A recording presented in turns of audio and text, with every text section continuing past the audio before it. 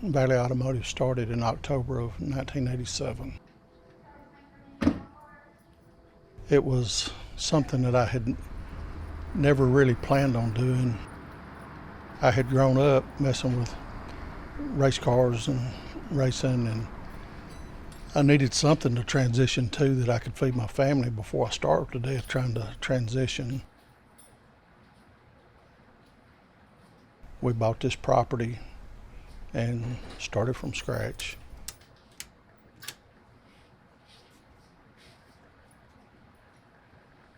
And if I'd have stayed here for 2 more months, I'd be here 37 years.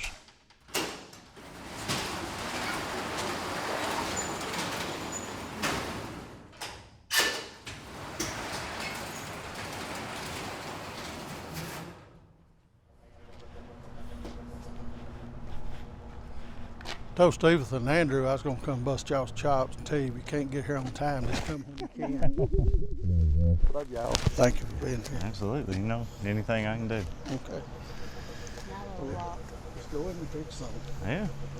You want to work on German? Ex-girlfriend of mine's dad used to work for Rojra years ago, and she knew that I was a decent mechanic. Stopped in one day and asked if he needed some help, and that's pretty much where it started. This job not going to be so much about repairs it is Instruction. making it somebody's project, ain't it? Yeah. Yep. He said he had one job. It was an engine swap on a work van, and he said that's all he had. We'd try it out and see where it goes, and I think I done a good job. He kept letting me come back when he had more work, and eventually it turned into, I was coming up here just about every day. She told me when she'd come to start with that he was an alcoholic, but that he was a binge drinker, and that he'd probably at some point get to drinking and disappear on me.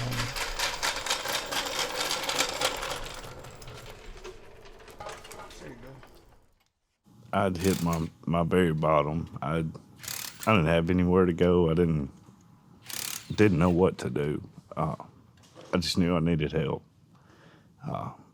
I was too ashamed to call, to show up face to face. All I could do was get a text to Rojra and let him know I needed help. I got a text from Alex that he had a problem that he'd had all of his adult life, and he needed help with it. He'd tried to fix it every way he knew how. I finally asked somebody for help, and God put Rojra and Sarah in my life for that. They may not have had personal experience with the issues I had going on with drinking, drugs, and all of that. But Rojra had came from a dark place.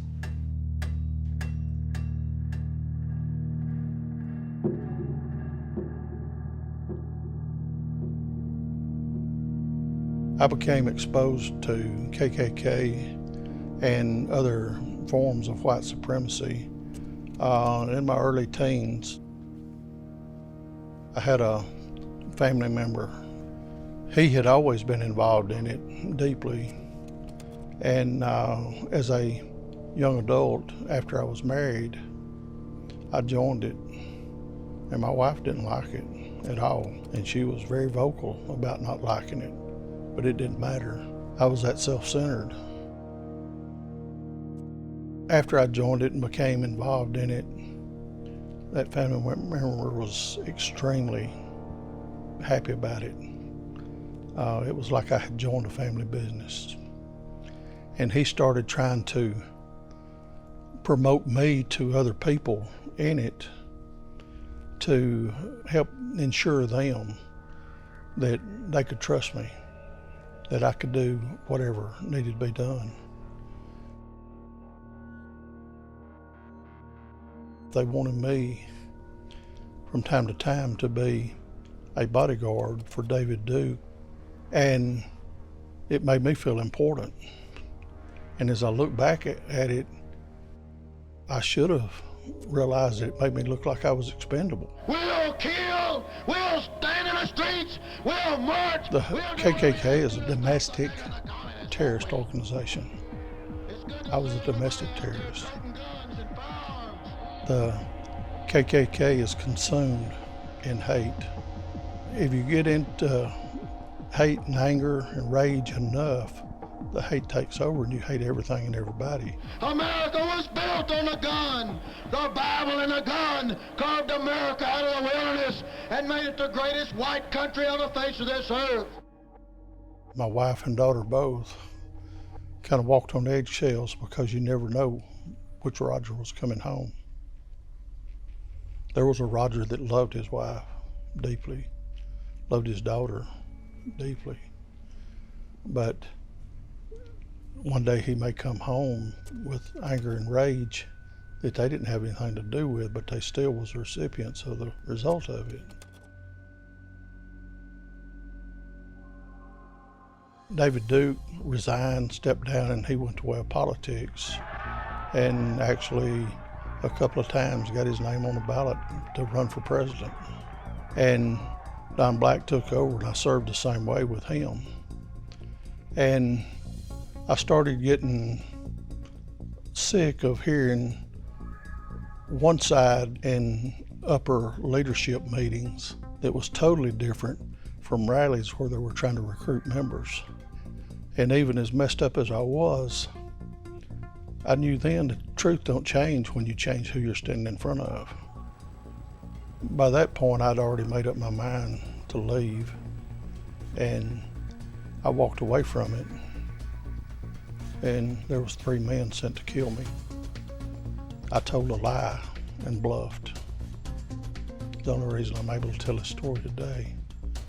I told them I'd been in position that I had access to everything, and that I left with enough documentation and it was somewhere safe with somebody that at my death would be handled appropriately, and that I'd take their entire organization down from my grave.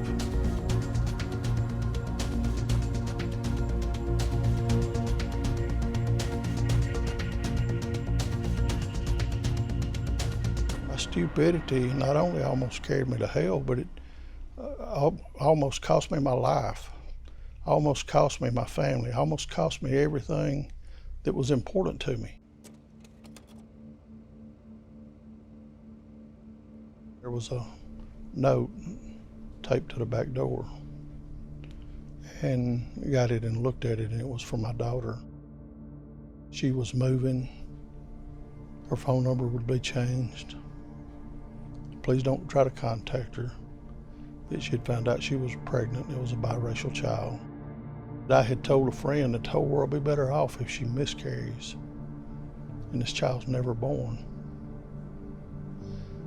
If that wasn't my rock bottom moment, I don't ever want to experience one. For you to speak death over an unborn grandson because of something as stupid as skin tone.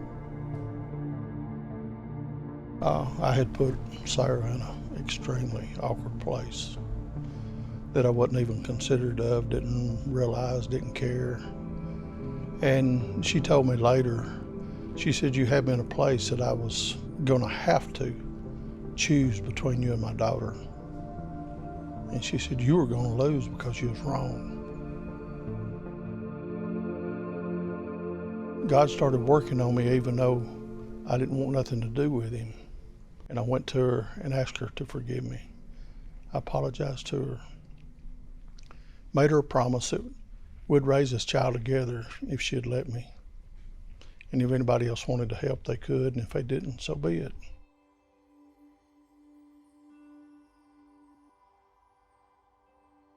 First time I saw this little brown boy, I fell head over heels in love with him. There was no going back, no second thoughts, no embarrassment of who saw him with me. He was my grandson, and I loved him.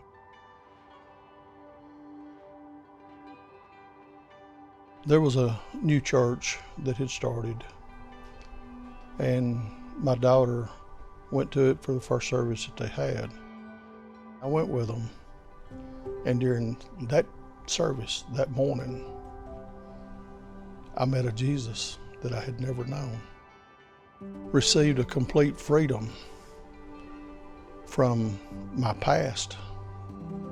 And so we started going there, and she had always been involved in the music and the choir. And she loved traditional Christian hymns.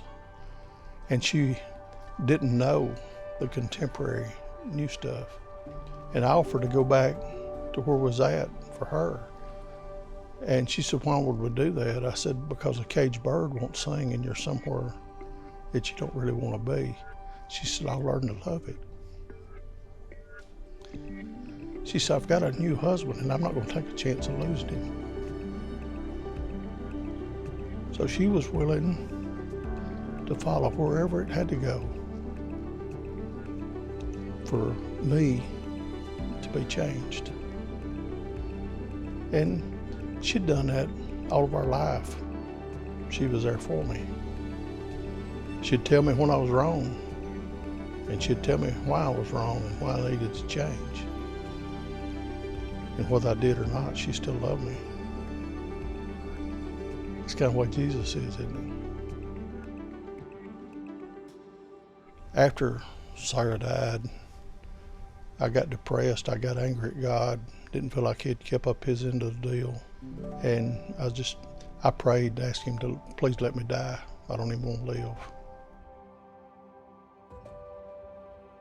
And 2 months after she died, the doctor told me, you got cancer.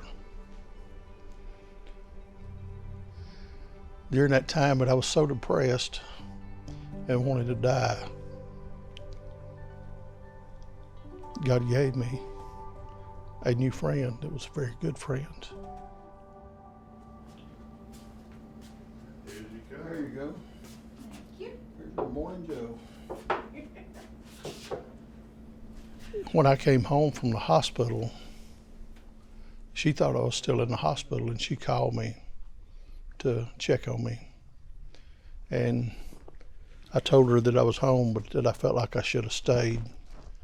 And we got off the phone, and about 30 minutes later, she called me back. She said, I'm parked in your driveway. If you'll open the door and let me in, I'm here to try to help take care of you, if you'll let me. And she did. Just pulled up in the driveway and called him. I said, open up that garage door, because I knew he had the clicker by him. And let me in, and I stayed here and took care of him for a couple of days. I couldn't ask for anybody better in my life. Taught me to be a better person.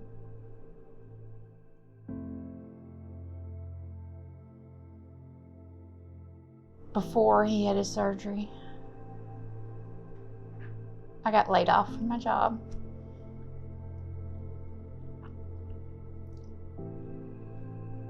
And I tried and tried for months to find a job and couldn't find one, but he's always supporting me, encouraging me not to give up.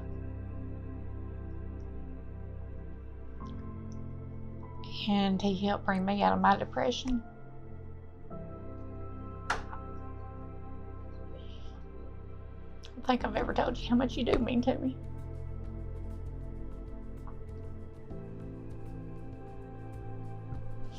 It's mutual.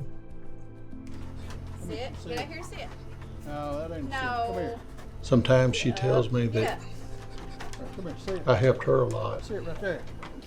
Sit. Maybe so. So excited. Look here. You ready? But she helped me get out of a funk that I prayed daily for God to let me die. How much more could she do for me? I think he's trying to call the game you to hoot.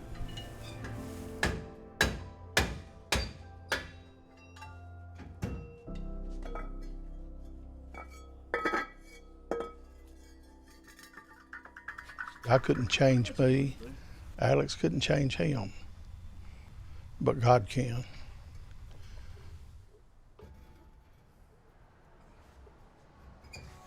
I got saved right here in the shop. Me and Rojra were closing the shop that evening, and now I broke down, and Rojra helped me stand up, and I turned my will and my life over to the care of God right here in this shop. I'm so grateful that God put them in my life. They put us, God put us on a path together. That opens it up a little bit where you can see. Like Somebody's already put a distributor in there. Something's been living in here too. It's a good thing we're doing a whole new engine harness and all of that. Owning the shop was a dream that I never thought would happen. He gave me an offer to buy the shop and fire him and set amount for a down payment and owner finance on it. We were supposed to sign the papers. Alex talked about how he wished that they were already married so that when they signed the paperwork on it, that she would already share his last name. And so we went over the morning of the 3rd, and my lawyer notarized their marriage license, which made them legally married. They followed that by signing a mortgage on this property. That evening, they had a wedding at his uncle's house on a lake and asked me to be his best man.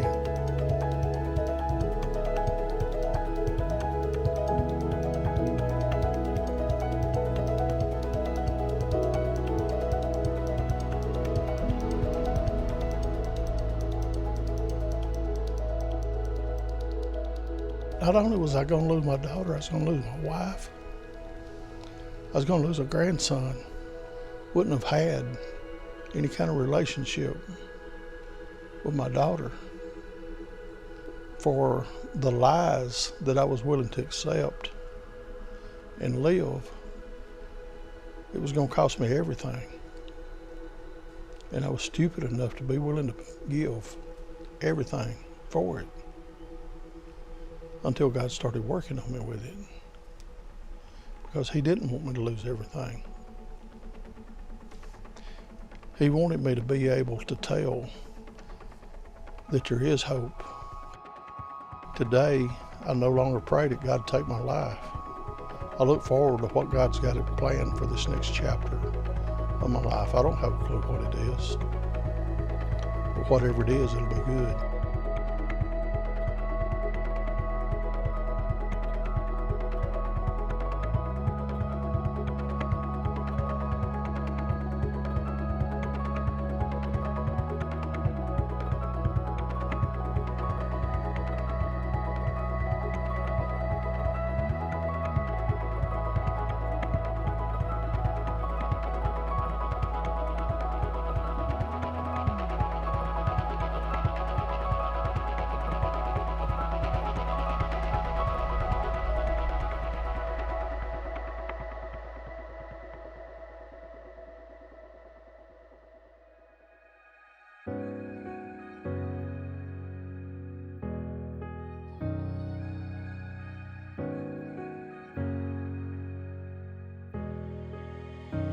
Yeah, I can't even lie like the load ain't heavy.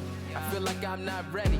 Enemies trying to rock the boat when it's steady. Trying to keep me down when I'm trying to rise up. I know I'll walk on water if I keep my eyes up. Yeah, I'm trying to be a better me. I got the ingredients, but not the recipe. I realize the biggest battle's in my head, so I gotta keep fighting, cause I'm broken, not dead.